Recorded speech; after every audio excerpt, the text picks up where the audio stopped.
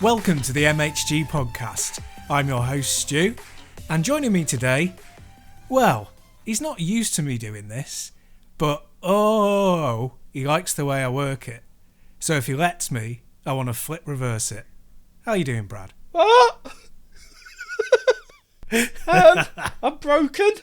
That totally threw me. Oh, Jesus Christ, that has really thrown me. Yeah, I'm Brad. I can't even remember what my intro was going to be now, so yes. Hello. See, don't half throw you off sometimes. Oh, is that what I sound like? Is that what I do to everyone when I start talking? I just really throw them off. Just the beginning of the podcast, mate. That's it. Fair enough. Oh, yeah. So, how are we? Pretty good. Yeah, no, not too bad. Apart from, deciding to throw a spanner in the works and mix stuff up, everything's been pretty good. So, yeah. What about yourself? Yeah, personally, all good at the moment. I had a bit of I spoke to you obviously off air. I've had a bit of an eye bleed, which isn't great. It's not gone as bad as it could have done. I was very careful, but it means any guilt I was feeling when I have good days in terms of going, should I not? Maybe I shouldn't be claiming pips. I've had like a couple of days where I can sort of see, yeah, that guilt's gone because it goes back, and I went, this isn't good. Yeah. No, that's absolutely right. Yeah, these things are there for a reason. And the thing is as well, if you weren't doing that and didn't have the pip and you were trying to get along as, quote unquote normal, you'd probably cause yourself so many problems that you'd be, it'd be even worse. So, yeah. Yeah. Do you know what you don't always need sight for, though? What's that? Video games. Yeah. Good one. It's not the worst, but, I've had better segues. Yeah, it's average on the Bradometer, definitely. Now I know you've not been playing much at the moment, Stu, because you've been busy with work and getting into your new role and everything. So I've had time on my hands, so I've been playing a few bits. So I'm going to start off. Please do. And the first one, it's not going to be much because it's a game we've covered on the podcast before, but it's just got a Switch port. And I think I said around the time of the PC release of this game that it would be something that's ideal on the Switch because it's got multiple endings to it. And that's Ashwalkers. Sweet. Now, for anyone who doesn't know, what you've got with Ashwalkers, it's a survival post-apocalyptic narrative adventure where you you kind of go on a path and a story unravels and you've got all these different endings that come to it. It's sort of roguelike, but it's not a roguelike. You just start again. I suppose it's a bit like Road 96 in a way where you can start again, you go through it, different things, and you get different endings. I thought it was a really, really good game on the whole. It had a couple of flaws, but overall, it had that post-apocalyptic feel down to a T. But I felt with that, even though there was multiple endings, playing it on the PC, I was one and done with it. I didn't fancy sitting down at the PC again and playing it. So it's recently released on the Nintendo Switch, and a couple of performance issues aside, which if this was a fast-paced action game might cause an issue, it's slow and methodical. That's the nature of the game. A couple of bits of stuttering here and there that I noticed, but didn't ruin the game. I'm feeling that I want to play through it more than once because I can stick it on for half an hour and go through a little bit just while I'm waiting for something or we're watching a bit of TV or listening to a podcast or something like that, such as the MHG podcast. Yeah, it's just a good, solid game, and I think I've gone through it another couple of times, uncovered another couple of endings, and it's got, from what I remember on the first playthrough on the PC, it does have good variation to it. My main fear with Ashwalkers was that it would be very samey, and whilst the mechanics are the same, it does actually develop in different ways. So for people who do like a narrative game that you do get multiple endings, you're not going to get bored quickly. Whether there's 30 different paths or not, I don't know, to cover the 30 endings. I doubt it. But there's enough variation that, the choices you do make, they claim matter, and so far they have. So, yeah, it's a worthwhile addition on the Switch, whether you've got it on PC or not. Nice, yeah. I think, more and more, like every week, we're ending up saying about things that are suited for handheld. And It really is like that, especially with repeat stuff. So I've been playing, and I mentioned it in the episode that we recorded separately. I've been playing the Ninja Saviors on the Switch, and Yes. yeah, that's like like an arcadey beat 'em up, and like a full run through is still probably like an hour to get through the full game. But you drop in, do a level, do brilliantly, and pull off some amazing moves, or be absolute cack-handed like I am, and just have to restart, and that's 20 minutes of playtime, and then you can get to the end of that and go, right, I'm going to do another run. This time I'm going to try and lose fewer lives. Great stuff. Ashwalkers, multiple endings. You might not want to go upstairs or into the other room and fire up the PC and go, all right, okay, get it all set up. You might want to just stick it on for like, oh, I can just quickly have a go through this, see if it catches my attention. And I think that's a lot of it with me. It's like, okay, well, if I'm going to go off into a separate room and play a game like I am with, Horizon Forbidden West, I'm like, yeah, I'm putting an hour on this at least. Yeah. But there's a load of stuff that I'm just like, oh, I don't really fancy it, but if I stick it on, I might start enjoying it, and it might be the right time for it. And yeah, just that access to it so quickly, I think is really important with a lot of games. Yeah, and you've nailed it. The Horizon games, the Resident Evil games, Metal Gear Solid, some of those really big, expansive games. Or if you want to play, I don't know, like BNG, the Wipeout clone and stuff like that, you want a bigger screen to play those on, because that's what they're designed for. They're designed to be those sort of experiences. But there's other games where just that bit more personal, where you just want to pick up and play for a little bit, that you can't do at a PC all the time. It's why I'm a big proponent on cross progression and cross save, which we'll probably come to next week, by the way, with another game code I've been given this week. I will. It's WRC10 for the Switch. I've been playing that on the PC, got it on the Switch, not booted it yet. Is there going to be cross save? I don't know. Yeah. So we'll find out next week. But yeah, no, it's a great, Ashwalkers is one of those. It fits the handheld really well. It fits the big screen really well. There is no cross save, which is a shame. And again, it's got to be something that's put in. Just to cover on the accessibility point of view, it needs accessibility options, because it is quite bright. I did struggle. I could make adjustments on the PC with some sort of various like screen filters and stuff like that you could do for stuff, and turning down the brightness on the PC as well as the screen. You can't really do that on the Switch. There's not enough there. So again, more inbuilt accessibility options are definitely worth it. From an ADHD point of view, by the time I finished one story, I forgot what I did at the start, so it's like a fresh game for me. Yeah. Awesome. Yeah, no, in terms of accessibility, it's getting more and more important, and I always like to call out good examples, and for Forbidden West, I think I mentioned it when we did the big sort of chat on it. Yeah, it has amazing accessibility options. I haven't specifically gone in to see if there are colorblind settings. There are 3 main colorblind types, I believe, and some games now you can choose that option. But other than that, I think it's got absolutely everything covered in terms of subtitles, the size of them, frequency, the difficulty of the game, but right down to HUD elements and different enemy power and potential.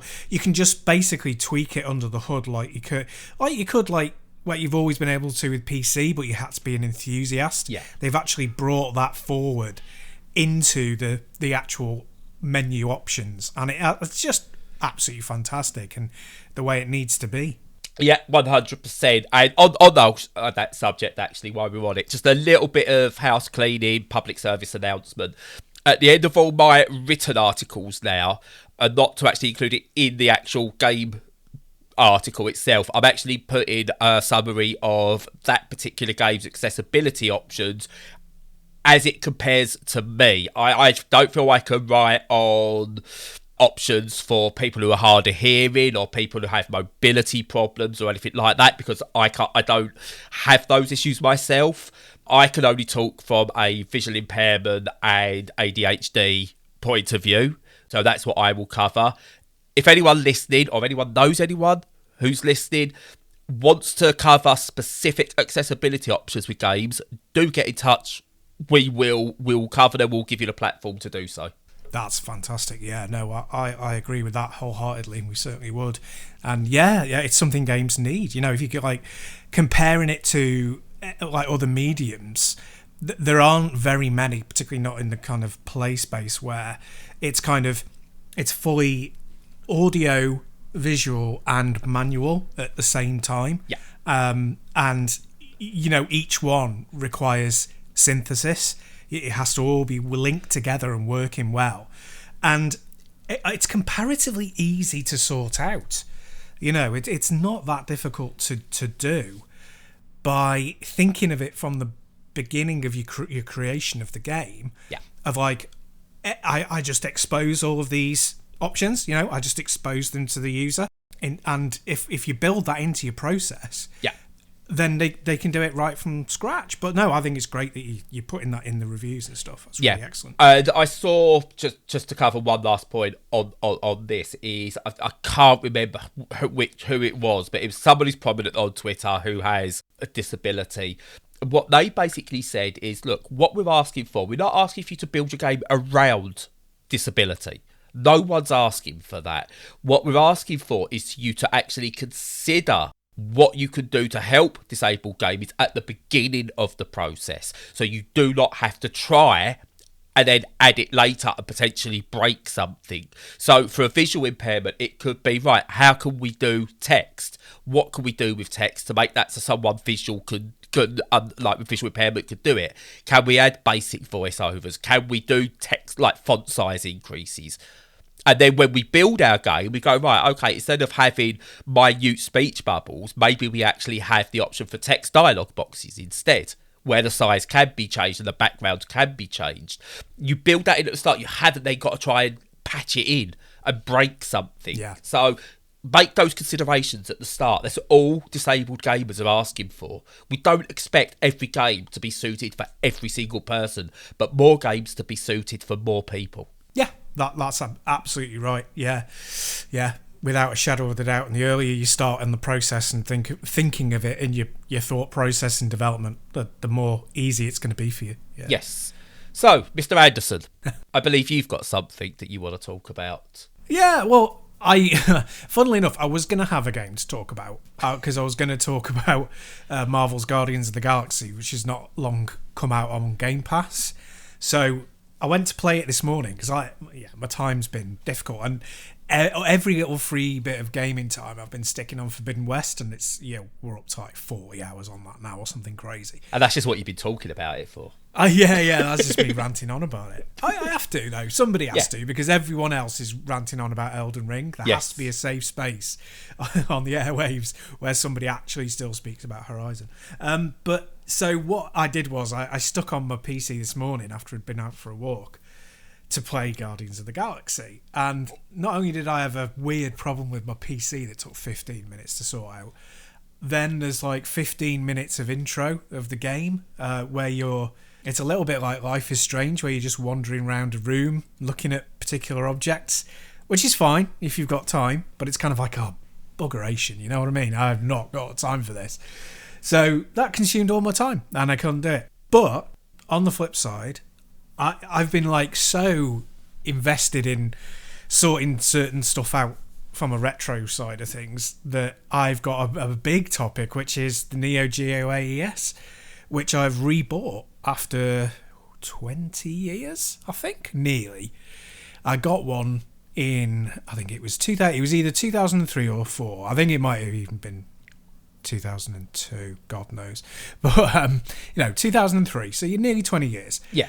I saw like an advert in the back of, I think it was CVG at a time, where they were selling off stock at, it was somewhere like Raven Games. It was somewhere in like, the Tottenham Court Road or Charing Cross, that sort of area where there were loads of, import companies and stuff that sprung up in the late 80s, early 90s.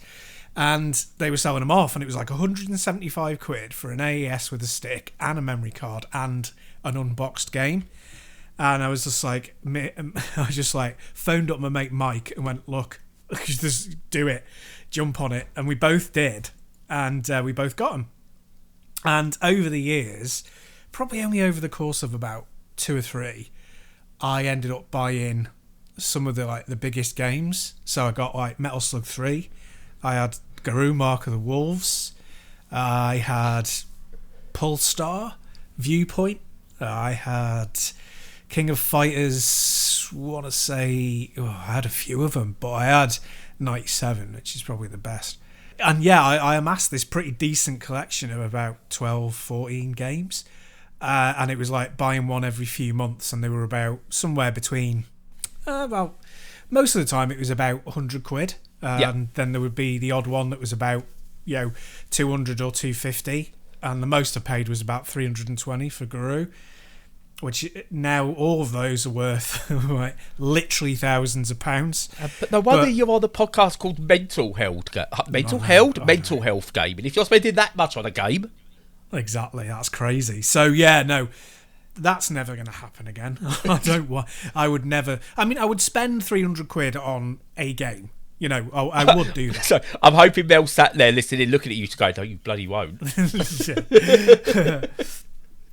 Nah, she's cool. She's cool. Our rule is basically as long as our hobbies don't bankrupt us, then we're totally all right to just go with it. Yeah, you've not got kids, so it's fine. Exactly. Yeah. So 300 I would do like once every 5 years or something like that. If it was something I absolutely loved. Yeah, but I would never spend thousands. Pointless. Anyway, so I managed to get one from Japan, cheapish. And I have bought a Neo SD cartridge, which is like all the ones I've been buying recently that are really cheap. This is not cheap, but it's one of those that just plays every single game. But because of the technology in the cartridges, it's not easy to produce them. So they're still very bespoke, very expensive things. Yeah. But you're one and done. You buy the one and that's it. You've got every single game ever. And you'll never need to buy another one again unless your dog chews its pieces or whatever. So... yeah, I mean, I don't know how much, you want me to ramble on about it, because I could go on about the AES for ages. But just moving on to the games quickly, obviously having access to all of them again is just fantastic. And a load that I hadn't before, and playing them on the original system just makes you realise how much of the arcade experience at home it was and kind of still is. It's like a snapshot of that time. Yeah, I think I've got a question then. Go for it. Yeah. Right. I've never owned a Neo Geo itself. I've had a Neo Geo Pocket and a Neo Geo Pocket Color. Both are amazing. Now, pound for pound, what has the better complete library out of the Dreamcast and the Neo Geo? Because they are both hit after hit after hit on their system, but nothing else. Wow, that's a really difficult question. I mean, it's either incredibly easy or incredibly difficult. Because the thing is with the Dreamcast, it had all of its back catalogue plundered by the PS2 really, really quickly. Yeah. After about a year when they realised it was going down the toilet. And there are so few now, like games on it that are still exclusive. Yeah. Whereas there are still lots of exclusive games for the Neo Geo that obviously, you can get ROM versions on every store going, including like your bloody Android device kind of thing. But they're not kind of ports. Well, I mean, sometimes they are, but they're essentially the Neo Geo games stuck on a different console. Yeah. Even so, saying that, there are a lot of Neo Geo games that are kind of also ran fighting games. Yeah. That are not that great, or they're just average. And a lot of entries in the series, some of them which are a bit superfluous. So if you take the top 10 of both systems, and their exclusives, that's where it becomes really tough. And so I suppose one thing to do is turn the question on its head and say, out of the ones you've played, what are your favourite Neo Geo games? They don't even have to have been on the original. They can be on the Neo Geo Pocket Color as well, if you want. What are they? Oh, so Metal Slug, the Puzzle Bobble games, lovely. King of the Fighters and Card Fighters Clash, I would say. Yeah. Probably my real standouts. But I also know there's a ton that I can't quite remember if they were Neo Geo exclusive. I mean, I forgot, like, Garou Mark of the Wolves was. I always thought that was, like, something else as well, or arcade exclusive. So, but Yeah, see, for me, it is Dreamcast because I find myself loving like Crazy Taxi, Daytona because they were just pure pick up and play. Whereas I found the Neo Geo to be a bit specialist for me at the time. But I look back at the catalogue and I've played them since, and there's some bangers on there. You just look at it and just go, Neo Geo. That's a Neo Geo game. That's a Neo Geo game. Yeah. It's very hard to split because they both catered for different eras of arcade so well. Yeah. Yes. And of course, there's more depth to the games on the Dreamcast. You know, if you're taking its absolute apex pinnacle stuff. Out of the top 10, I think I would probably go Dreamcast as well. Yeah. Because it's still got the best version of like Daytona and Crazy Taxi and Jet Set Radio. You know, they're still the best versions of those games as well, and they're on the Dreamcast. Yes, they are. And you know, if it hadn't got all of its unique things pillaged, you were talking, you know, like those ones that you just mentioned. You're talking Rez. You know, you're talking like Sonic Adventure 2, which is not brilliant, but you know, it was dedicated to it for a time. And you know, you got Samba de Amigo and just all sorts of really strange and quirky and unusual stuff. Whereas the Neo Geo ones tended to be not unusual, but were often best in class. Yeah. Which is great, but it's not like, okay, I'm going to a desert island. I want something that can give me this broad range of stuff that will, that's arcadey, but also RPGs and blah, blah, blah. And there's just something beautiful about the Dreamcast that's hard to bin off. But I mean, it hasn't got the widest array of genres on the Neo Geo, but when you look at like the top 10, you would want to have played them, you know? You definitely would have wanted to have played them. Yeah. So I was thinking, like, this is what I'm thinking. Do you know we had this little thing where all the minis were coming out, like the mini consoles and everything? Yeah. I want Sega, actually, to make a bespoke, let's call it a Dream Gear, that is a handheld Dreamcast with just their own IP just built from the ground, like build that ground up to run their own IP that was on the Dreamcast in a handheld. Yeah. I would buy the crap out of that. I know, yeah, it'd be a really good idea. And also, what have you got? You've got the gamepad already has a built-in little window in it, so you could do a variation on the official Dreamcast pad that had a proper display in it, 16:9 display. A nice quality of life update on the pad, obviously. Precisely. Yeah. I think that would be great. And then, of course, they could, you know, have room for you to stick other games on there and maybe even produce new games. And, that's why I said the Dream Gear. That's why you call it the Dream Gear, because then you can throw old Game Gear games on there down the line. Then you can get all your Mega Drive ports, your Master System ports, maybe a couple of Naomi games on there that didn't quite make it to the Dreamcast. You know, it's all there. Exactly, good point. Yeah, you got your Atomic Wave, you got your Naomi, you got some of your Lindbergh stuff. Chuck all of that on there. Sorry, I'm a bit of an arcade geek. But yeah, you could get all that on there. Absolutely laughing. Yeah. And I'd do it. I mean, how this is turned into a Dreamcast fan fiction again, I don't know. No, but sometimes it just naturally goes that way. Yeah. 50 Shades of Grey Dreamcast. Yeah. But swing it back towards the Neo Geo just for to round it off. I would say, like, if you're talking about if you want to investigate some of the games, I'd say obviously go for Garou Mark of the Wolves, which is a Fatal Fury game. Basically, it was, you know, Garou Densetsu is the original name of Fatal Fury. So play that, superb. Shock Troopers, better than the second game. Only came out on MVS originally, but if you get in ROMs, which is what you're probably going to be doing, get the first one. It's the better one. Magician Lord is a good laugh. I would say Blues Journey is okay as a platformer. Top Hunter, which is also a sort of Metal Sluggy type one. Yes. It's a really good game. Yes. It goes under the radar a bit, that one. It does. Obviously Metal Slug and the whole Metal Slug series, although it's sort of, I'd say, you know, 1 and 3 are my favourites, but people have their own. Any of them are great. And, you know, Windjammers, which we talked about not long ago, the sequel just came out. That's a cracking game. I've just got that on the Vita. Yeah. And it's really good on the Vita. Yeah. I forgot how good the original was. Yeah. Yeah. So yeah, I mean, all of those: Viewpoint, Pull Star, Blazing Star, Ghost Pilots. There's all sorts of great stuff to have a look at. Just pick one from each arcadey genre and give it a go. Yes, definitely. Oh, the old days, eh?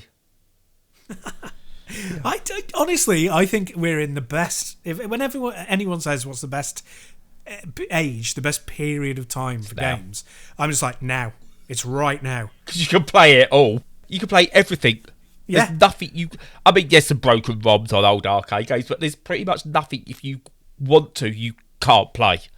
Yeah, and there's so many things. Like, there's that Abris demo that is puzzly, absolutely stunningly beautiful. I'm like, it's not a game for me, but I'm so glad it exists. And then there's like, on the other end of the spectrum, there's like the Record of Lodoss War Metroidvania that came out that I've not even had a chance to stick on. Yep. There's Guardians of the Galaxy, which I wouldn't have bought full price, but is on Game Pass. You know, it's just like everywhere I turn, there's amazing stuff, and I'm obsessed with Forbidden West. So I'm just like, I can't think of a time when there was that much stuff just flinging itself at my face, apart from that one time with your mum, obviously. Yes, we've got a your mum joke in there.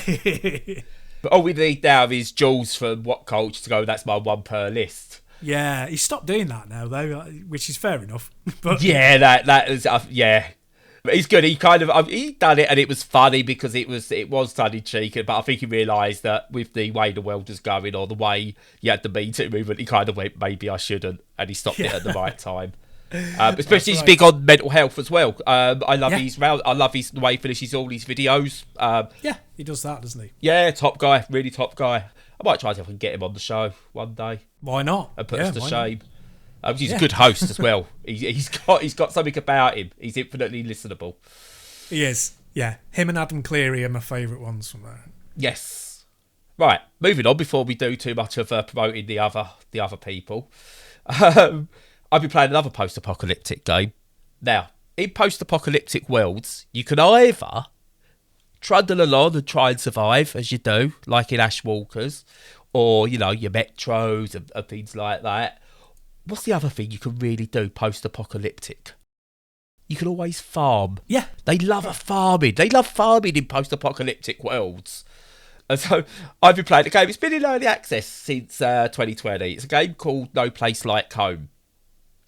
From the excellently named developer Chicken Launcher.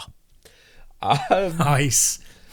Yeah, you know, fair enough. Good name for game company names are weird, but anyway, basically what you've got here is, I don't want to say a 3D Stardew Valley because it's not, but there is some Stardew Valley-esque elements in there.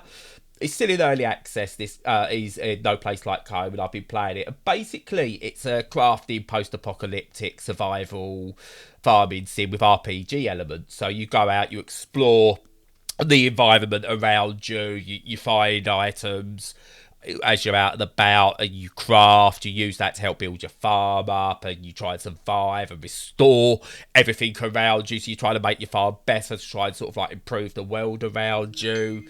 You can kind of go at your own pace. There's this kind of, in the background, unsettledness, eerie thing going on that suggests to a wider issue, but it doesn't sort of impact on you, or at least what I've played so far, which makes you kind of like enjoy the game, but also be a bit wary of what could happen in the future. Yeah. But yeah, you go through long journeys and pick stuff up.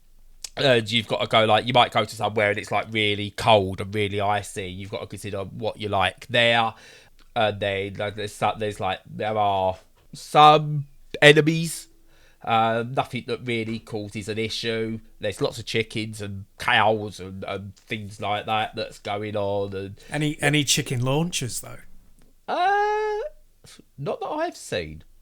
But maybe that will come. Maybe that'd be great if that's just the end game, just to build a chicken launcher, and it's just a pure advertisement for the company. Yeah. But yeah, you could just sort of play the game through, and there is a sort of story mode and RPG elements, or you could just like relax. And it's like, I don't know what to say about it. It's one of those. It's not. It's clunky in places. I'm not gonna lie, but it's a clunkiness that gives it character. It's not a clunkiness that goes, oh, God, this is awkward. It gives it a character. It's kind of almost like early Bethesda games, where you kind of go, yeah, okay, that you can get a bit, you get why. And but it's not broken. It's very hard to explain what it is. And it's because it's still in early access. I don't want to go, oh, yeah, this will be this, or anything, so this, because it's obviously still working on stuff. But, there's lots of variation. All the different areas you go to feel like very different biomes, but feel naturally placed and things like that. But, yeah, it's just a really good 3D farming sim that's got, like, let's say, RPG elements. It's taken elements from Minecraft to a degree with the crafting, but then gone, like, but this is how we're going to do it. Just a nice, interesting one to be able to play. It's only about 15 quid on Steam as well. It's a kind of, I'd say that's about the right price for this. Not perfect, but nowhere near bad. And I think if you like farming sims, you like post-apocalyptic quirkiness, then yeah, it's all right. Fair enough. Hang on one sec. I'm just going to chuck the cat out. See, now Stu thinks that I'm going to talk at this part because I always talk at these parts. But I'm not going to talk. I'm actually going to be quiet because he'll be waiting for me to talk. So I'm going to stay quiet. And he's not going to know. He's going to go, right, is it broken? He's not going to know. So I'm going to stay quiet. I'm not going to talk through this bit. I'm just going to be quiet. He'll be back in a minute anyway, so I'm not as if I can say much. All done. Sorry about that. That's all right. So, I understand that you have jumped on the Tunic bandwagon. That cutesy Zelda-like game that I've had my eye on that for... probably at least a year. It's been on my Steam list, and now it's on Game Pass, which is brilliant because I don't have to pay. So Shadow dropped onto Game Pass. Yeah, I've had this. Like, this is why I'm going to go full hipster, and this is why I love being part of the industry at times. I've had this for about 2 weeks. Nice. It's Codename. The game was originally named, I don't know if it's Codename, but it came out to me called Secret Legend as well. So I don't think it showed. If it showed Now Playing, it didn't show the actual like Tunic as the thing. They've been, it's like really sort of like kept it under wraps and strict embargo on it. And like most, when you get an embargo that's up at the time the game releases, you're kind of like going, ooh, is it going to be any good? Is there? It's fantastic. Yeah. There's a review on the site. Read it. So I know you had a question about it. I know others have mentioned, because I've seen it mentioned with Death's Door a lot. Because some people know, is it a roguelite like Death's Door, or is it's pure Zelda? And then I've seen other people ask, is it like it's like Zelda but Souls-like? Gets a bit challenging in places, but if I could get through it, it's not that challenging. It's fine in terms of challenge. I had a couple of bits where I died a few times, but checkpointing's pretty good on it. It's wonderful. It looks beautiful. The main character, the little fox thing in it, is beautiful. He's probably called Tunic. I don't know why I said the little fox thing, but it's just, I want a plush, make a plush or a little wooden doll of him that I can put somewhere. Absolutely stunning. And what the game does, it encourages you to explore. It's old school in the you discover the signpost, and it doesn't tell you where to go or what to do. It doesn't even tell you that you can upgrade weapons and stuff. You kind of start, you pick up a stick, and that's your weapon. And then, but because you've played Zelda games, it's for Zelda fans that, right, okay, this is going to be upgraded at some point, but I'm going to have to unlock it because there's these three little bushy things here that I can't get through.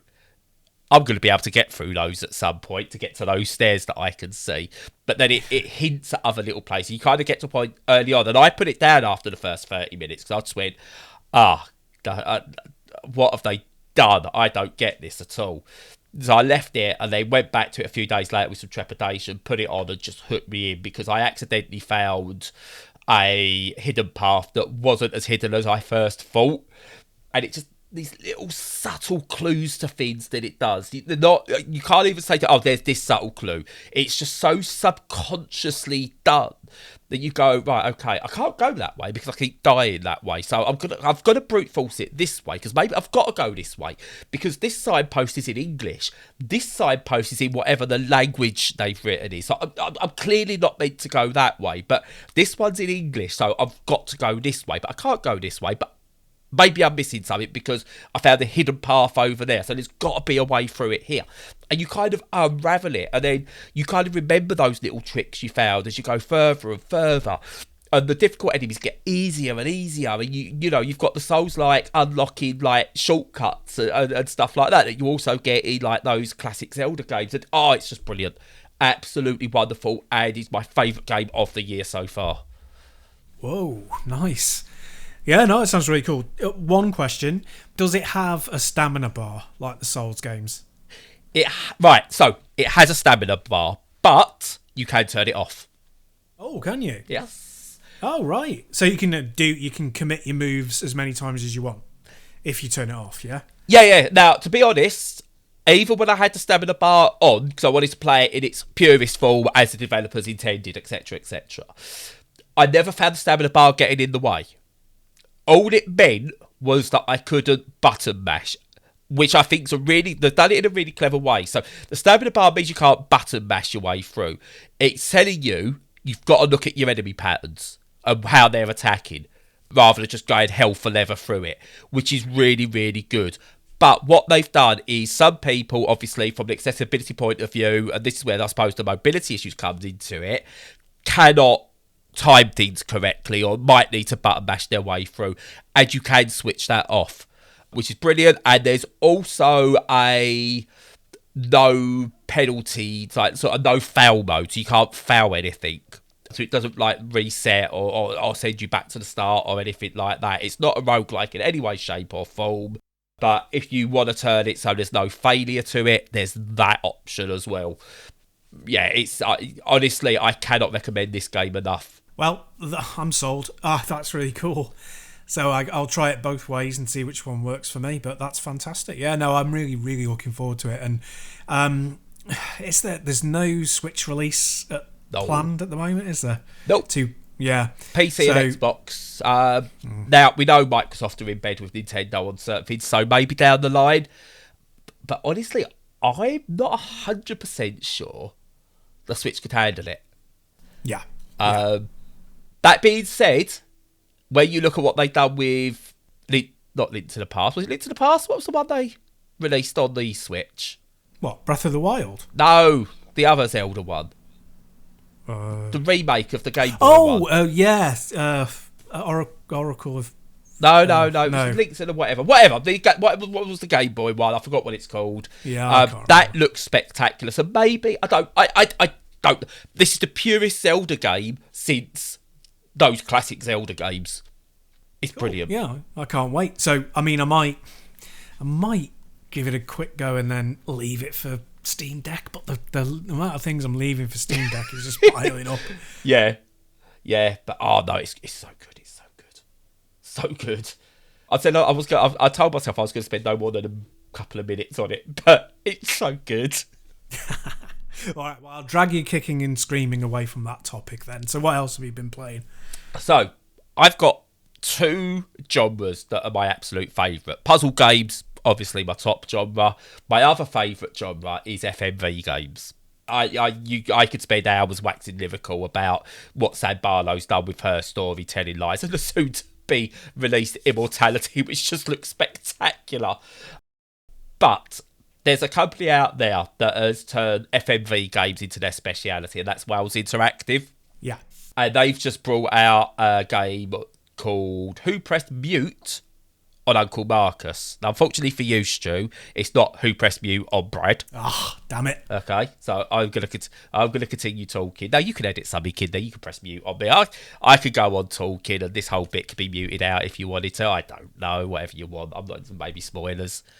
Who knows? Hey, whatever you want to do. Sounds like a plan. Yeah, but anyway, Who Pressed Mute on Uncle Marcus, which the Wales Interactive games, when you go back through their catalogue, have been fairly old school in their telling. So in terms of, you've got an interactive movie, you get moments where it semi-pauses where you can make a decision and then it carries on in a certain way. Or you've got the sort of like, wasn't there, but like Contradiction Spot the Liar, which was a game which had FMV moments in it, worked really well, hammy as hell, and I recommend that to anyone, Contradiction Spot the Liar. So, you know, if you go back through, you've got like The Bunker, Late Shift, there's... you got Headspun, which was a kind of FMV animated hybrid type thing. The Complex, made of Skur. Recent release like 5 Dates. Nightbook, which I spoke about a little while ago. Now, the reason I want to get through to Nightbook is Nightbook takes a lot more from what Sam Barlow does, where it says, right, instead of just going FMV movie, what's popular at the moment, you know, what's big? And it's the whole idea of we're all stuck inside and we're using Zoom or Skype type things more regularly to do video calls, and Nightbook used that. What you've kind of got with Who Pressed Mute on Uncle Marcus, it takes more from Nightbook than it does like the older style of stuff, and takes a lot of cues from Telling Lies, I would say, as well. And what you've essentially got here is, what if Knives Out, the film, but they was all stuck on a Zoom call?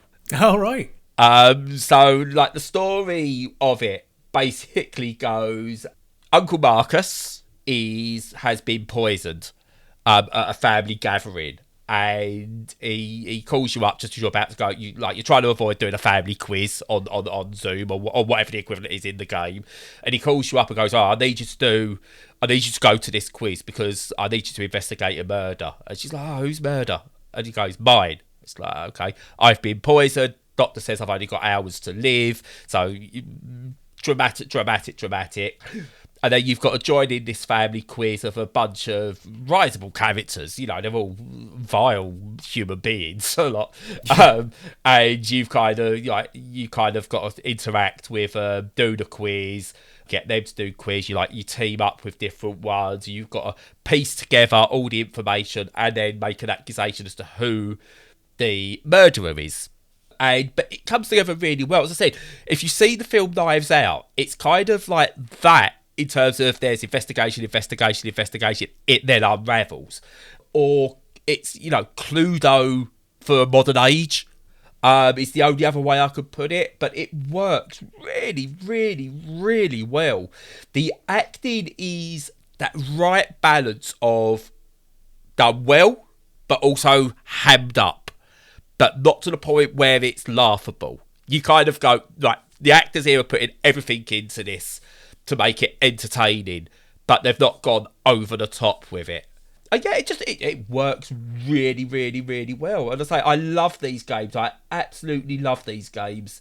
And yeah, they're all, it's got some of the more well-known actors from sort of like other FMV games. So you've got there's Georgia Small, who was in 5 Dates, which is a recently released one, and Al Weaver from The Complex are in it. But it's also got, have you seen The American Office? I have, yeah, some of it. So it's got Andy Buckley in it, who he plays Uncle Marcus in this, and he was, if I remember correctly, he was like Steve Carell's boss in one of the seasons. Yeah, no, I don't know that one, but fair enough. When you see his face, it'll click. Because I looked at it just went, I recognise him. And then I looked him up and went, of course it is. So yeah, it's got a decent cast in it, which I really, really like. And yeah, it's just a good, solid game. Few hours to complete. You're not going to complete it more than once, but these games aren't designed for that.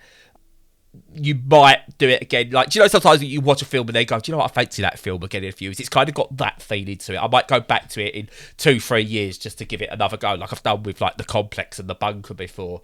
But we're into a new dawn with FMV. We're not on Mad Dog McCree anymore or Night Trap or anything like that. And they have really moved on. Oh, very cool. Yeah, I mentioned before, not really a fan, but I can see the appeal. I can see the appeal. Yeah. especially if they're well acted. Yeah, they've either got to be well acted or completely hammy. I mean, the performances. I mean, if you stick Rupert Booth in an FMV game, I'm sold. Okay, I'm absolutely sold. Yeah, you've got me, and he's done a couple. He's not in Wales Interactive ones, but he's done a couple of other ones. I've got to say, like the Infectious Madness of Dr. Decker is really good. But he's in another one recently, and I can't remember what it's called, and I've not played it yet, and I must remember to play it. But he's like he's the god of FMV games. Is Rupert Booth. Cool. So have you finished that then? Is it all complete? Yes, it is. I've had that game for about 3 weeks, and every time I go, I'm going to talk about it this week, I go, bugger, embargo. Yeah. Well, no, that's good. Really good. I feel like I was Mark Commode with how early I got access to this. Yeah, that's a long time. Comparatively, yeah. And they made me shut up about it. They literally pressed mute on me, Stu. It's like they don't even know you. I know. It's crazy. Only you have that power. And I abuse it frequently. Yeah. Anyway, that's it for games.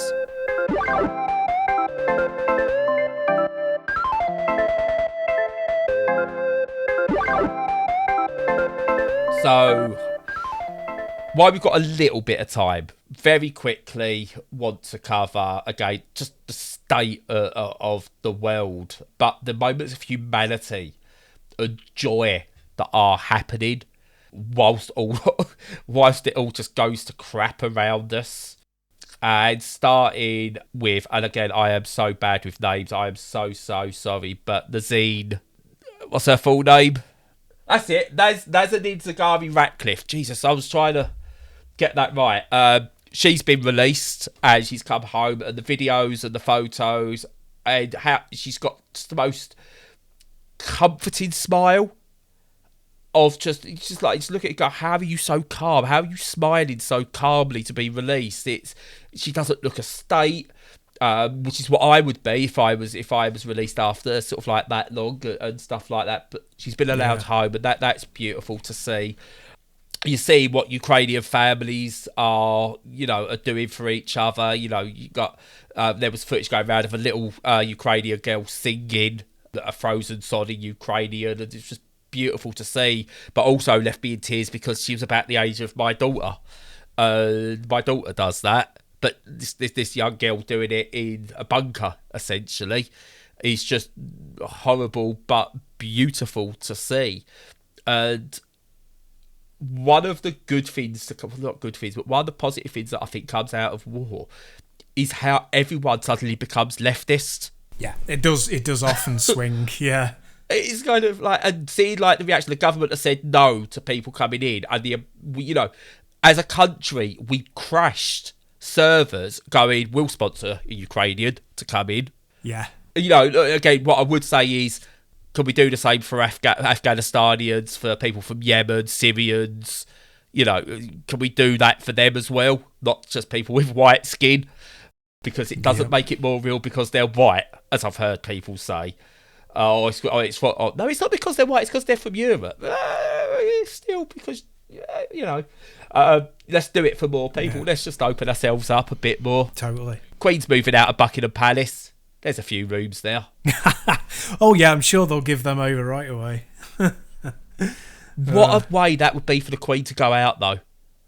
Oh, right. Yeah. Just go, no, Charles, you don't need that many rooms. Your kids have moved out and moved to America and all that, innit? So, let's give it to people who need it. Yeah, I think Andrew's moved into some kids' rooms, hasn't he? yeah, he's moved into the nursery. That's the one.